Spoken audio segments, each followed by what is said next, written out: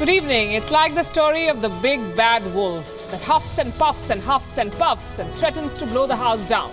China has been doing that for 40 days now, and India has been trying to look for solutions. Now, National Security Advisor Ajit Doval is on his way to Beijing.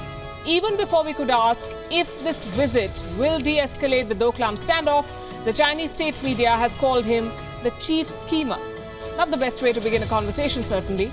On Gravitas tonight, we examine how much can be achieved by this visit. Can China afford a climb down after the shrill rhetoric we've seen from Beijing? Will a protracted face-off then be the best-case scenario? I'm Palki Sharma Upadhyay. The headlines first.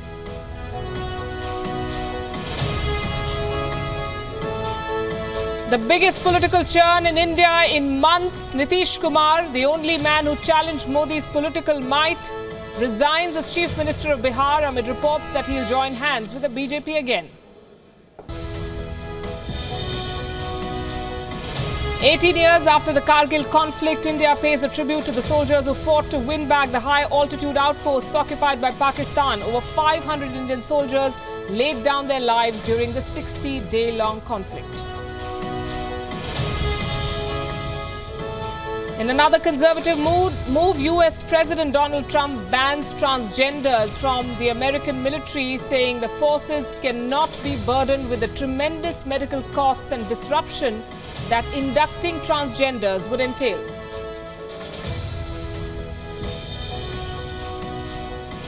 Ahead of Indian National Security Advisor Ajit Doval's visit to Beijing, China pumps up the rhetoric, says India must withdraw troops from Doklam before any dialogue can commence.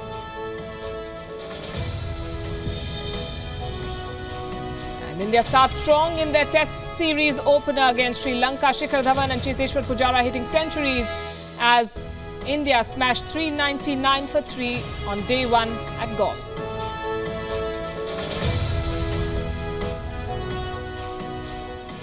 And on the show, some specials as always. Nawaz Sharif accusing India of undermining SAARC. As the world condemns Maldivian President Yamin, Sharif is toasting him in Mali. Who is funding the Taliban? The question, followed by alleged video proof, has led to a spat between American and Russian media. We'll get you the details. And this even as the CIA chief, Trump's pick, talks about Russian meddling, Syrian operations, and the possibility of regime change in Venezuela. That interview is coming up. And finally, the clash of the tech titans, Mark Zuckerberg and Elon Musk, spar their debate whether artificial intelligence is such a smart idea. But first to what's happening along India's border. Bustling Beijing will play host from Thursday to the national security advisors of the 5 nations that make up the BRICS grouping. It's a platform for exchanging ideas on regional and international security issues, to raise issues of mutual concern and gauge how each can help the other. In that last respect, though, India and China are likely to come up short, given that they are engaged in a standoff on the desolate Doklam Plateau in Bhutan. The reasons for the standoff, now over a month old, are clear. Beijing was building a road on the Doklam Plateau. The plateau's ownership is disputed between China and Bhutan. Bhutan appealed to India for help under the terms of an agreement. Indian troops intervened and stopped further road construction. India's intervention was because China's construction violated an understanding going back many, many years, not to change the status quo on the plateau. But China has been fiercely critical of India for intervening, attacking Delhi during regular foreign ministry briefings and through the state-controlled media. In fact, India's National Security Advisor Ajit Doval, who will be in Beijing on Thursday, has been attacked by the Chinese media, some of which have described him as a schemer.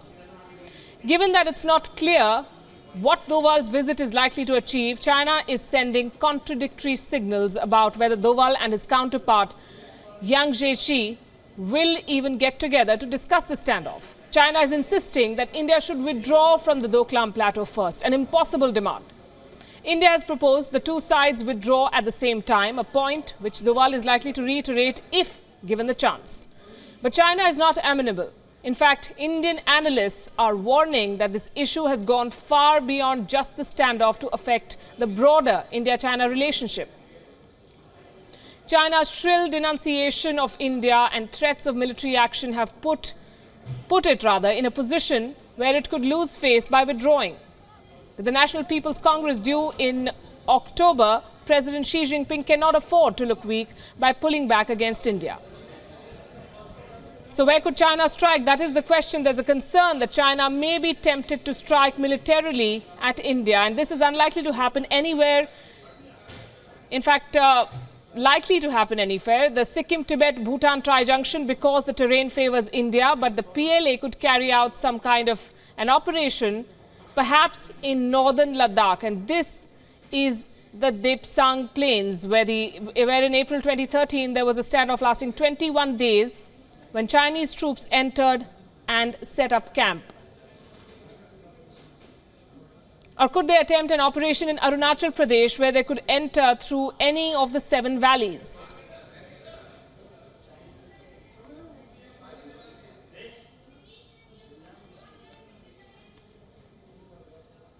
Well, more questions and answers here. Joining us in the studio, Jaidev Ranade is the president of the Center for China Analysis and Studies, someone who understands the India-China relationship and Chinese politics very well. Good evening, Mr. Ranade. My first question to you, sir, what can be expected from this visit?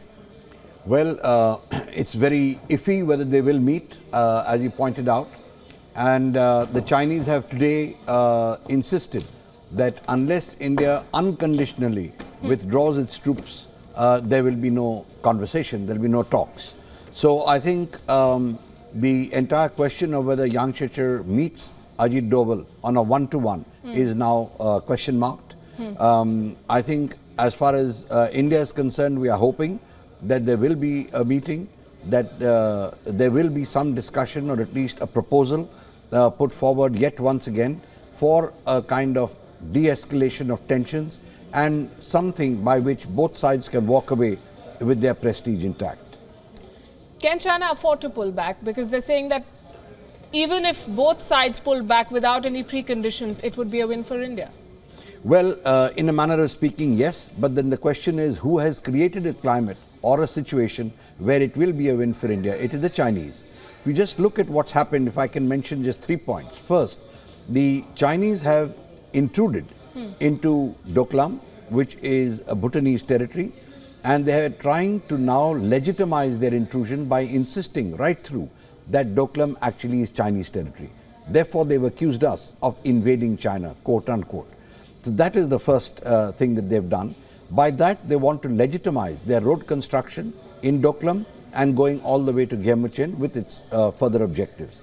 The second thing is the manner in which the strictly controlled Chinese-owned media, including the Global Times, have come out making criticisms and giving us warnings. In fact, the warnings are such that they're talking about virtually dismembering India. And the personal attacks, calling Doval a schemer, is that characteristic? That is one. Then the personal attack on our External Affairs Minister, Sushma Swaraj.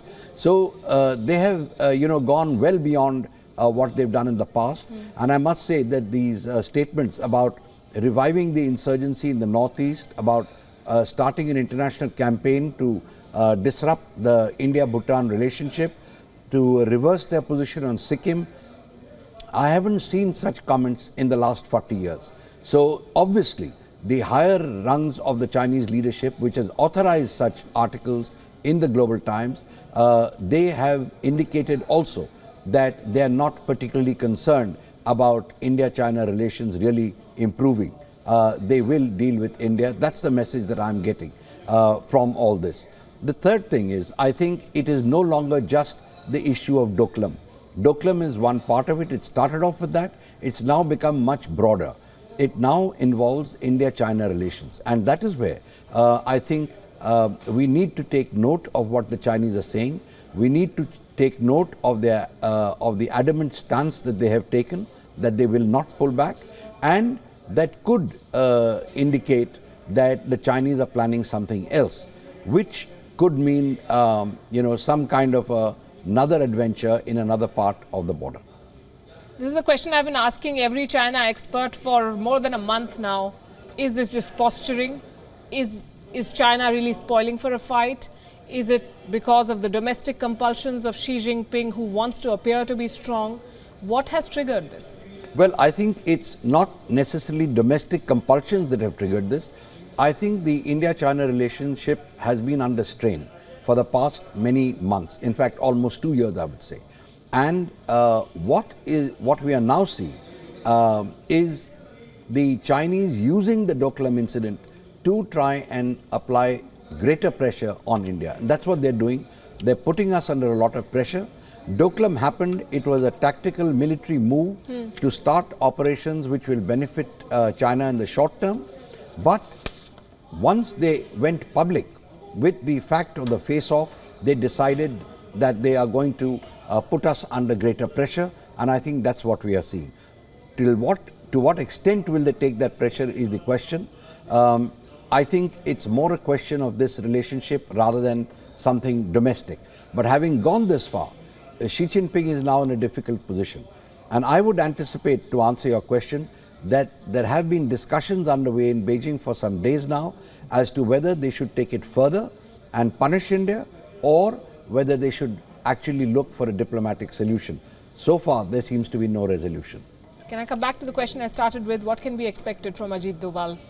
And how much can, because the Chinese have called him a schemer, but he's somebody who understands policy very well. He's somebody who can be persuasive if he wants to be. Should we hope for a resolution? Well, and he also speaks for the government of India. Absolutely. So obviously what he is going to do will factor in that India also has taken a stand, and India cannot afford to back off. So within that framework, he will be looking for a solution. I think government of India is very clear that they're not spoiling for a fight. In fact, they want to de-escalate this, and they've been saying it right from the beginning. You will notice that the statements from the government have been very measured, very tempered. I would say that even the Indian media has been very temperate in this entire situation, in great contrast to what the Chinese are doing. So I think the Indian effort is clear, but whether Ajit Doval will succeed is a big question mark. Right. Jaidev Ranade, thanks very much. Thank you for putting this in perspective for our viewers.